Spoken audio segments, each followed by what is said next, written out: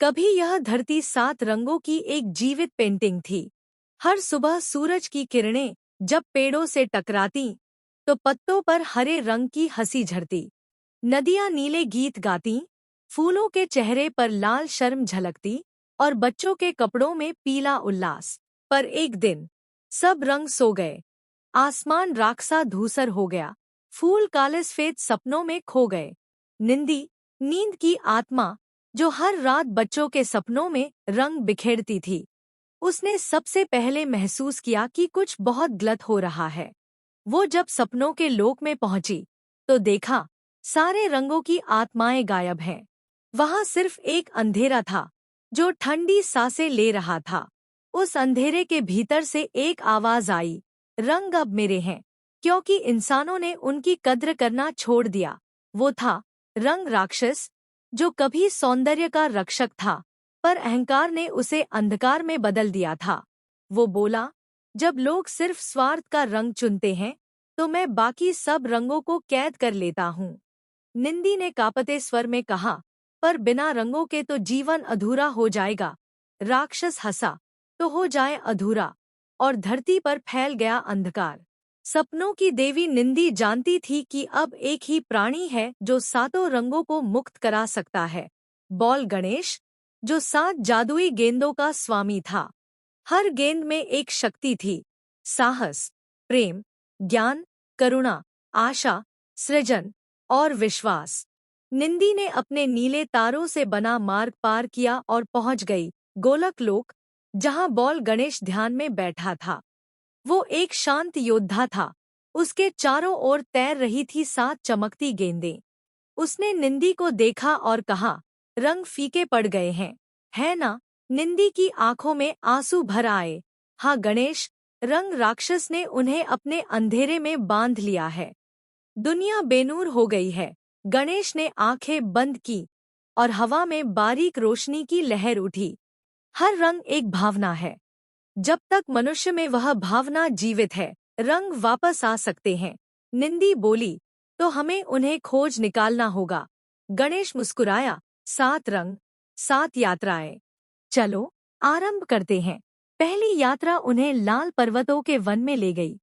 यहाँ कभी फूल खून जैसे चमकते थे, पर अब सब पत्थर बन गए थे। एक गुफा से आवाज आई, साहस की आत्मा यही है। वहां एक घायल शेर पड़ा था, उसकी अयाल का रंग फीका था। गणेश आगे बढ़ा। शेर गुर्राया, तुम मुझे क्यों बचाना चाहते हो?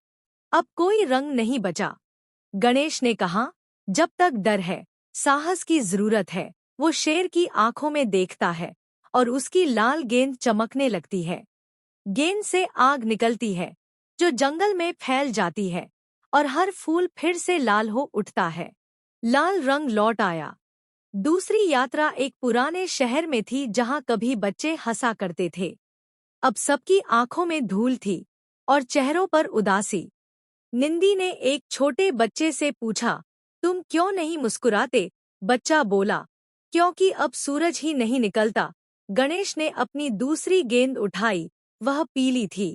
वो बोला, सूरज हर दिन उगता है, बस कभी कभी बादल उसके सामने होते हैं। उसने गेंद आसमान की ओर फेंकी।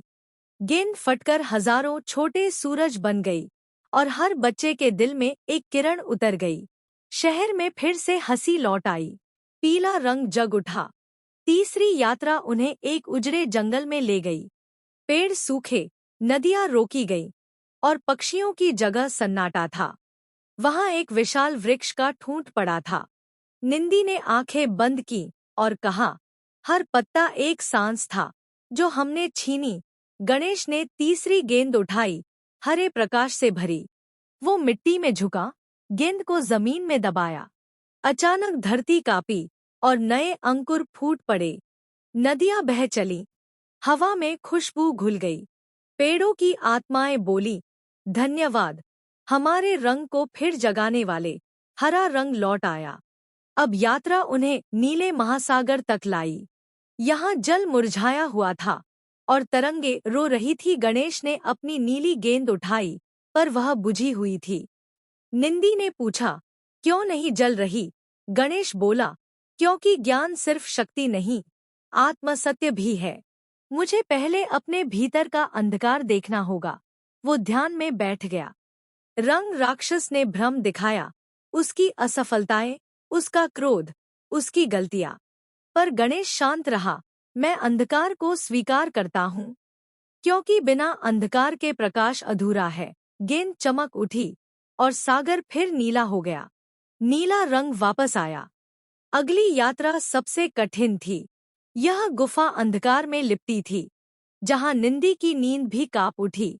अंदर से एक आवाज आई, तुम सोचते हो कि रंग सिर्फ बाहर है? असली रंग तो भीतर के विश्वास में है। गणेश आगे बढ़ा। उसकी छठी गेंद, जामुनी, धीरे धीरे चमकने लगी। वो बोला, मैं विश्वास करता हूँ, भले ही सब खो जाए। गुफा टूटने लगी और भीतर से रोशनी की झील फूट पड़ी। जामुनी रंग जाग उठा। अब सिर्फ एक रंग बाकी था, बैंगनी, जो प्रेम और एकता का प्रतीक था। पर वही रंग राक्षस के हृदय में कैद था। निंदी और गणेश उसके किले तक पहुंचे। राक्षस ने हंसते हुए कहा, तुमने सारे रंग लौटाए, पर जब तक लोग अपने मन से एक नहीं होंगे, बैंगनी कभी नहीं लौटेगा। गणेश बोला, हर इंसान में थोड़ी रोशनी होती है और वही उसे जोड़ती है। राक्षस क्रोधित हुआ। उसने अंधेरे का सागर छोड़ा। गणेश ने अपनी सातों गेंदें हवा में उठाईं। वे घूमने लगी और एक प्रकाश चक्र बन गया। निंदी ने अपनी नींद की शक्ति जोड़ी, जिससे सपनों की आत्माएं निकल पड़ी। गणेश चिल्लाया, रंग राक्षस, यह अंत नहीं, यह शुरुआत है। प्रकाश राक्षस के अंधेरे से टकराया, एक विस्फोट हुआ, और जब धूल छंटी तो आसमान में एक इंद्रधनुष था। राक्षस मिटा नहीं, बल्कि उसकी आंखों में आंसू थे। वो बोला, मैंने खुद को भुला दिया था। रंग मेरे भीतर भी थे, और वो स्वयं बैंगनी प्रकाश में बदल गया। धरती पर रंग लौट आए, फूल खिले, नदियां नाचीं, बच्चों की आंखों में फिर से सपने जगे। निंदी ने गणेश से कहा, तुमने रंगों को नहीं, मनुष्यता को बचाया है। गणेश मुस्कुराया, रंग सिर्फ प्रकृति में नहीं होते, वे हमारे भीतर हैं। जब हम प्रेम करते हैं, आशा रखते हैं और विश्वास नहीं खोते, तब हम दुनिया को रंग देते हैं। आसमान में इंद्रधनुष फैला, हर रंग अपनी कहानी कहता हुआ, और उसके नीचे खड़े थे बॉल, गणेश और निंदी, सपनों के सच्चे रक्षक। अगर आपको यह प्रेरणादायक कहानी पसंद आई हो तो इसे लाइक करें, और ऐसे ही दिल को छू जाने वाली कहानियां सुनने के लिए हमारे चैनल को सब्सक्राइब जरूर करें। आपका साथ हमें और भी प्रेरित करता है।